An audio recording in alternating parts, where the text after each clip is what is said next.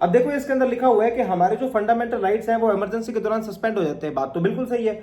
अब ये सस्पेंशन की बात कैसे होती है वो चलो आपको बताता हूं मैं। देखो क्या है ना कि हमारे एक आर्टिकल पढ़ता है, आर्टिकल 358। आर्टिकल 358 में ऐसे बोला हुआ है कि जब भी इमरजेंसी लगेगी ऑटोमेटिकली सबसे पहले जो सस्पेंड होगा वो आर्टिकल 19 है। क्योंकि जब आप फंडामेंटल राइट्स पढ़ते हो तब आप जानते हो कि सबसे ज्यादा चीजें जो बता रखी है वो आर्टिकल 19 के अंदर हमें फ्रीडम दे रखी है।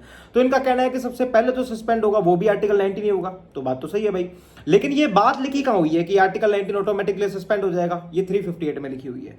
अब 358 में लिख दिया कि आर्टिकल 19 हमारा ऑटोमेटिकली सस्पेंडेड है। अब आपको इसमें नोटिस क्या करना है कि इसमें ऑटोमेटिकली सस्पेंड हुआ है, आपने सस्पेंड नहीं किया। तो जैसे ही इमरजेंसी लगी और आर्टिकल 19 हमारा खत्म हुआ, बात खत्म।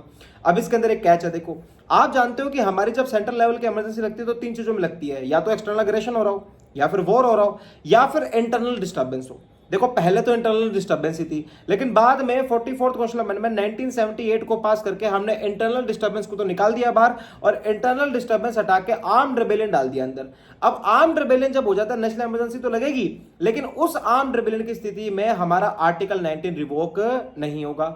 दोबारा बता देता हूं, आर्टिकल 19 जो है वो आर्टिकल 358 कहता है कि हमारा ऑटोमेटिकली रिवोक हो जाएगा जैसे हमारी नेशनल इमरजेंसी लगती है। लेकिन according to the 44th constitutional amendment 1978 अब अगर नेशनल इमरजेंसी आर्म्ड रेबेलियन के चलते लगी उस स्थिति में हमारा आर्टिकल 19 रिवोक नहीं होगा। इतनी बात आपको पता होनी इसके अंदर चाहिए। एक आर्टिकल 359 भी है, उसमें यह कहता है कि president can suspend other fundamental right during the national emergency. तो बात ही खत्म होगी कि आर्टिकल 19 एक लौता ऐसा आर्टिकल है जो ऑटोमेटिकली सस्पेंड होता है। बाकी अकॉर्डिंग टू आर्टिकल 359 राष्ट्रपति के पास ये पावर होती है कि वो दूसरे फंडामेंटल राइट्स को सस्पेंड कर सकते हैं, करे ना करे उनकी मर्जी है, ऑटोमेटिकली तो एक ही जाएगा। ठीक है, उसमें भी फिर 44th कॉन्स्टिट्यूशनल अमेंडमेंट एक्ट जोड़ दिया गया और बोल दिया गया कि आर्टिकल 20 और 21 कभी भी सस्पेंड नहीं होंगे।